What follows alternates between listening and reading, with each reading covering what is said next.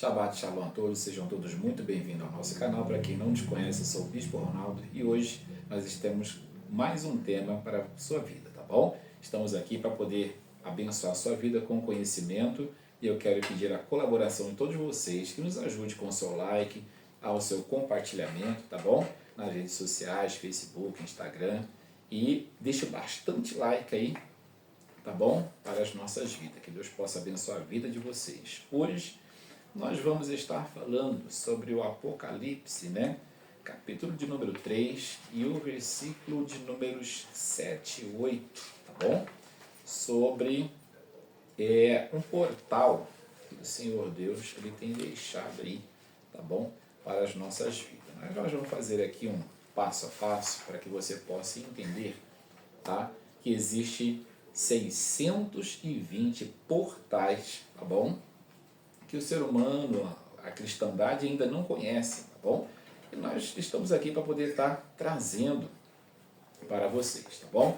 Vamos usar como texto base, eu já deixei tudo escrito aqui para poder estar adiantando a nossa jornada, tá bom? De leitura da palavra de Deus, tá? Nós vamos nos basear hoje em Lucas, capítulo de número 7 e o versos de número 36 ao 50, tá bom? Onde fala de uma mulher com um vaso de alabastro, tá bom?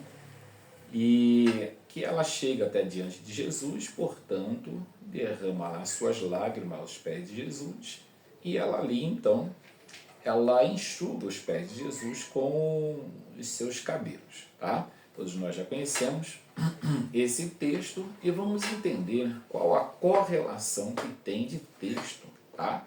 De história, portanto, entre esse texto e a promessa de Cristo para em uma das 7 igrejas, tá bom? Que ele diz assim, ó, eis que diante de ti pus uma porta aberta e que ninguém pode fechar, tá? Então, quando nós falamos de lágrimas, nós temos que entender o seguinte, que a lágrima, tá? Ela é a expressão da alma, tá? Quando muitas coisas não vão bem, é através das lágrimas, tá? Que a alma se expressa, né? Mas para Deus, as lágrimas, elas representam o nosso DNA humano, tá? E nelas é que estão codificadas todas as palavras, as necessidades que a alma tem, tá? Sofrimentos, toda a nossa história. Quando com sinceridade, um coração contrito, nós buscamos ao Senhor, tá? Lá em 1 Samuel, por exemplo, no capítulo 1, nós vamos encontrar ali Ana chorando, né, por conta da sua rival, Penina, que as duas eram esposas de Elcana, e Penina, por ter filhos, ela ficava ali, portanto, humilhando Ana. E Ana ficava muito sofrida, humilhada por conta dessas coisas. Ela foi diante do templo do Senhor chorar, né? E ali, então, conhecemos a história que o sacerdote ele falou, mulher, por que tá chorando aí, tu tá aí embriagada, né? Mas ela disse, não, eu estou desta forma porque estou amargurada de alma, né? Então ela chorava muito, mas antes dela chegar lá, o marido dela fez uma pergunta, né? No capítulo 1, no verso 8, o marido dela, Eucana, disse assim, olha, mulher, por que choras? Por que está mal no teu coração? Não te sou melhor do que 10 filhos, né? Ele já sabia que ela estava mal por conta disso, né? E o sacerdote até pensou que ela estava até bêbada, né? Com bebida forte, mas ela estava muito amargurada, então ela transpassava, então tinha, né, ali o templo para que pudessem estar buscando ao Senhor, né? Sacerdote, enfim. Então nós conhecemos essa história em que Jesus ele estava ali na casa de um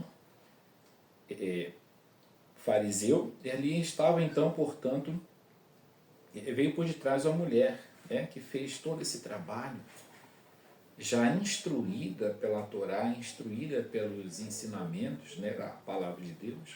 Ela começou o quê? a derramar aquilo que mais ela tinha de valor. Ela entendia a questão da oferta, né? Aquilo que ela tinha de mais valor, e na época, hoje a gente sabe que você ganha muito dinheiro vendendo perfume. Imagine na época, né? Era um dos perfumes mais caros que tinham, então ela veio com aquele vaso, derramou, logo começaram a dizer, olha, para que você fez esse desperdício, aquela coisa toda? Aí Jesus começa a defender, olha, ela antecipou para a minha sepultura, mas o que ela fez será lembrado de memória por todas as gerações, né? Então, só Deus sabe qual o valor daquela mulher naquele momento que estava acontecendo no coração dela, né? Pois a Bíblia nem dá nome a esta mulher, né? E muitos se encontram assim nos dias de hoje, né? No Salmos 56, verso de número 8, Deus põe todas as nossas lágrimas em um odre, são todas elas estão no livro de Deus, ou no memorial. Veja que coisa interessante, né? Ou seja, o que conseguimos entender com estes salmos é que todas as nossas lágrimas estão contadas, bem como diz a palavra do Senhor em Mateus 10, 30 até 33, que todos os fios de cabelo da nossa cabeça estão contados, né? Então, querido, Deus ele conta cada detalhe da sua vida quando você se derrama na presença do Senhor. Então, é importante nós entendermos, tá, sobre o portal das lágrimas, que eu vou estar falando já já, tá, no decorrer desse estudo, e o valor da mulher, tá? E o que Cristo quis dizer com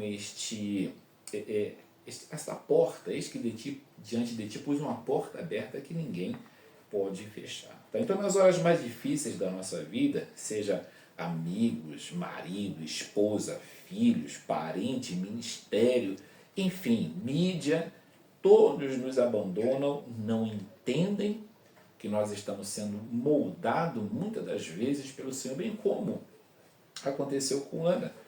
Isso aconteceu com Jó, aconteceu com alguns profetas, seja eles Daniel, por exemplo, na cova dos leões, e aconteceu com Jó. E os amigos de Jó, lá no capítulo 16, e os versos 20, 21 e 22, eles começaram a não entenderam o que estava acontecendo, né? Assim bem como acontece com muitas pessoas. Mas que se nós mantermos firme a nossa fé no Senhor, entendermos aquele momento de provação, pois Deus está dando chance para muitas pessoas, bem como Ana e tantos outros, tá? E permaneceram firmes e o Senhor honrou, né? Então nós vemos aqui que as pessoas não compreendem, tá? Isso aconteceu também com Cristo. Cristo também foi provado, é ou não é?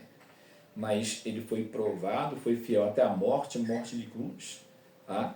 E quantas vezes, né, você já acordou chorando, muitas das vezes na sua vida, é ou não é? Com lágrimas, né? E o salmista também não foi diferente. No capítulo 6, versículo também de número 6, diz que quando ele acordava, o seu leito estava envolto em lágrimas, de tanto choro, de tanto sofrimento, né? Muitas das vezes somente Deus sabe o que acontece com a alma, tá? Existe também o choro da alma, que tem pessoas que não expressam lágrimas, mas a alma por dentro está chorando. Só Deus é quem nos conhece, né? Então tem aqui alguns exemplos de algumas pessoas, por exemplo, entre eles está Elias, Moisés, Jesus, tá?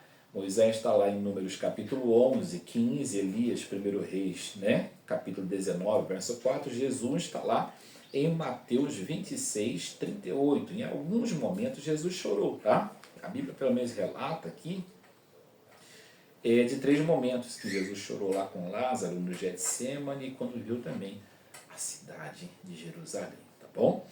Mas vimos que Jesus disse que a minha alma está profundamente angustiada até a morte, lá em Mateus, no Getsemane, né?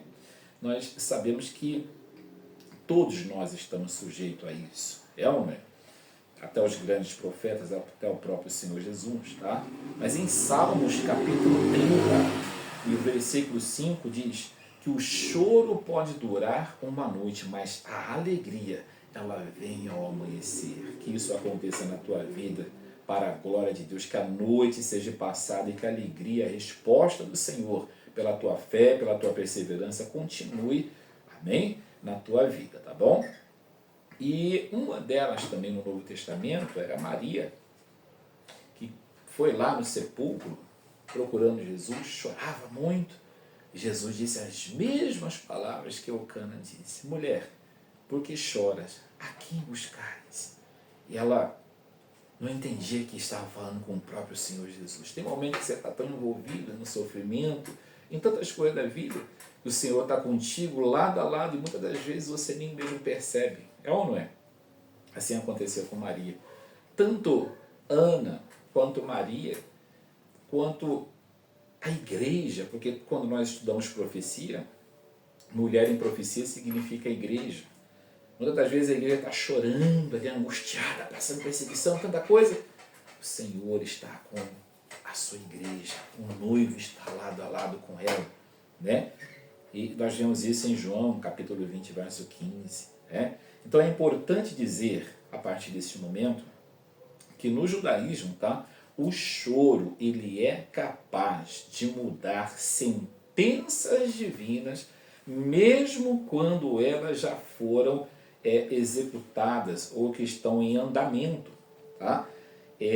Mesmo quando uma profecia já foi entregue, como por exemplo em Isaías 38, sobre o rei Ezequias, que Isaías, né, ele profetizou, a história conta que o rei virou o rosto para a parede e chorou muitíssimo, né, diante do Senhor. Tá? O que aconteceu neste momento? A sentença dele foi mudada. Então o judaísmo acredita muito nisso, o cristianismo também. Tá? Mesmo quando uma sentença já veio de lá dos céus para aquela pessoa, quando você ultrapassa este portal, você começa então a chorar diante do Senhor. Tá? Isso é muito importante, nós entendermos, tá, essa questão, que nós possamos sermos renovados diante do Senhor e derramar lágrimas em espírito e em verdade diante do Senhor. Tá? E é importante também dizer que os sábios de Israel falam sobre 620 portais que existem e que podem ser acessados, e um desses portais é o portal, um dos portais é o portal das lágrimas, né? Que é o que eu estou tentando transmitir agora para vocês neste raciocínio, tá? Eu encontrei também no Talmud, eu tenho aqui em casa, tá? Tratado de Berahot 32b, tá? E realmente é narrado, tá, um portal, tá? E ele é chamado Portal das Orações. Quando nós começamos a estudar isso daqui no Talmud, nós começamos a entender o seguinte, que lá o templo, primeiro e segundo templo, também o tabernáculo, foi construído para que Israel tivesse um contato direto com Deus, tá? Pois a palavra de Deus nos diz o seguinte, tá? Em Isaías 56, versículo de número 7, minha casa será chamada casa de oração para todos os povos. Salomão também disse isso lá no capítulo 6 de 2 Crônicas, tá? E é importante dizer, porque é tão difícil orar nos dias de hoje, tá? Nesse século 21. Por que é tão difícil orar hoje? Hoje que já não tem mais tabernáculo, já não tem mais o primeiro templo, nem o segundo templo, que foi derrubado. E por que os inimigos acharam então, por fazer essa perseguição, de acabar com o primeiro e o segundo templo? Sabe por quê, meu querido? Porque a história nos conta, tá? A resposta é mais ou menos assim. É difícil orar porque as portas da oração foram fechadas, tá? Primeiro e segundo templo foram destruídos. O próprio Deus se fazia presente. Isso é uma invenção minha. Isso está na própria Bíblia Sagrada, tá? No Talmud, na Torá e nos escritos, tá? Eu tenho tudo isso aqui que eu posso estar documentando para qualquer um que quiser, tá? Então o que acontece? Em Êxodo, ou Shavuot, como você queira, tá? Está no capítulo 25, verso 22, quando Deus manda Moisés construir, tá? A história é bem longa, estou tentando sintetizar aqui para você, que Deus ele manda construir o tabernáculo, e entre os querubins, sobre o propiciatório, estava ali a tampa do propiciatório, a arca, né? E no meio dos querubins diz o texto que o próprio Deus se faria presente para ouvir Israel. Então, nessa época do primeiro e segundo templo, também no tabernáculo, havia muitos milagres porque Deus atendia todas as pessoas pessoalmente.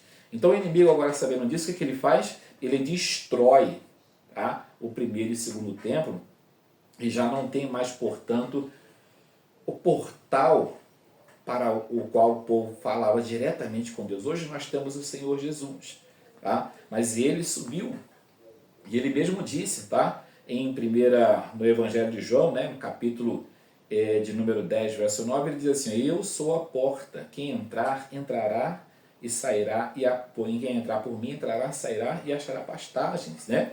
Então o que acontece? Sabemos que temos esse portal, mas Cristo agora está neste momento intercedendo por nós lá no céu. Nós podemos orar, mas existe esse portal que ele disse que colocou: eis que diante de ti, o próprio Jesus disse isso, eis que diante de ti pus uma porta aberta que ninguém pode fechar. Agora, ninguém conta que portal que é esse. Então, quando nós vamos para os escritos de Jerusalém, o tratado de Berahode no Talmud, nós vamos encontrar que portal que é esse, que é o portal das lágrimas. Esta mulher, no capítulo 7 de Lucas, que estudando todas essas coisas ocultas, ela conseguiu compreender. E ela sabia que Cristo era aquele que estava fazendo os milagres. Tá? O que ela faz nesse momento? Ela vem em primeiro lugar com a sua fé. Ela vem em segundo lugar, tá, com a oferta que era a melhor oferta que ela podia dar da vida dela na época. Era o sustento todo da vida dela. E ela vem com algo oculto que o texto nos traz, que era o quê? Os seus cabelos. Que a mesma palavra em hebraico para cabelos, tá, é a mesma palavra para portal. Se nós fizéssemos aqui uma pergunta: o que significa, o que representa o nosso corpo diante do Senhor? Todo mundo vai dizer que é o templo. Outros vão: o que significa a cabeça? A nossa cabeça, vão dizer que é a coroa. Vamos dizer, simboliza Cristo. Mas, querido, na nossa cabeça existe o cabelo. É a coroa, bispo, é a coroa. Não. A mesma palavra em hebraico para cabelo é a mesma palavra para portal. Então, o que essa mulher representou naquele momento diante daquele que é o sacerdote eterno? Ela vem com a oferta, ela vem com a lágrima, e ela vem, em outras palavras, dizendo: olha, aqui está o templo, os portais estão abertos, porque o cabelo representa também, segundo a interpretação judaica, tá, os portais, ou os batentes dos portais. E ali o que ela faz naquele momento? Ela representa a sua oferta, representa o seu corpo, como se ela estivesse dizendo para Cristo naquele momento: vem, sacerdote eterno, porque aqui já está o pacto, aqui já está o sangue, porque as lágrimas dela estavam ali representando o seu próprio sangue, porque sabe, aquilo que vem de dentro da alma, que é produzido pelo corpo, pelo sangue. Ela derrama a oferta, ela derrama as lágrimas e começa a enxugar com os seus cabelos, que representavam o portal, como quem está dizendo: vem, ó sacerdote, faz a tua parte, porque eu já fiz aqui tudo que está escrito na tua lei. E ali então, nós sabemos que Cristo, ele começa, irmão, agora a aceitar, a defender aquela mulher, tá? E ele entra e ele faz a obra naquela mulher. Muitos que deveriam de estar fazendo, que até conhecedores, tá, da lei de Deus naquele momento, que poderiam estar fazendo, não fizeram. Quantos hoje que poderiam estar fazendo a sua melhor adoração não fizeram naquele momento?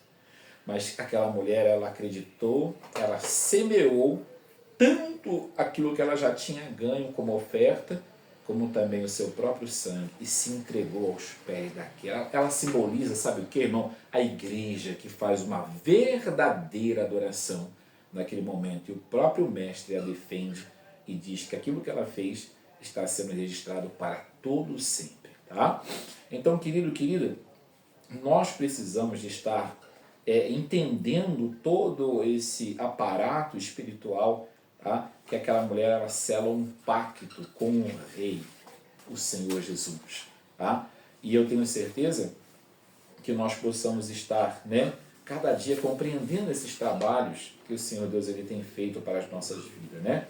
Nós nos tornamos um com o Senhor, tá? Quando nós compreendemos essas coisas. Né? O Senhor Jesus, ele fala, né, usa Paulo para poder dizer o seguinte: se Deus é por nós, naquele momento ela acreditou nisso. Este é enviado de Deus e Deus ele é por nós. Né? Então, a Escritura Sagrada diz em Romanos 8:31, se Deus é por nós, quem será contra nós? Os templos foram até mesmo destruídos, os portais foram fechados, mas Jesus disse para a igreja de Filadélfia: eis que diante de ti pus uma porta aberta que ninguém pode fechar. Essa porta é o Senhor Jesus. E a chave que destranca isso, irmão, é a nossa oferta por inteiro, com a nossa oferta verdadeira, sendo ela material, com o nosso próprio, selado com o nosso próprio sangue, tá? E nós abrindo o portal, cada um de nós abrindo, portanto, o portal, para que o Senhor Deus possa entrar, tá? Então, querido, o Senhor Jesus diz nesse próprio texto para a igreja de Filadélfia, uma das 7 igrejas: tendo pouca força, não negaste o meu nome. Aquela mulher, ela nem nome a história dá para ela, mas saiba de uma coisa: o Senhor Jesus é aquele que levanta no meio dos grandes aquele pequenininho que, mesmo tendo pouca força, não negou o nome do Senhor. Que Deus possa abençoar a sua vida com essa simples palavra, tá? Que você possa acessar a presença do Senhor através dos portais da oração. Que o Senhor Deus possa estar te abençoando com essa simples palavra, mas uma palavra que nós trazemos de coração.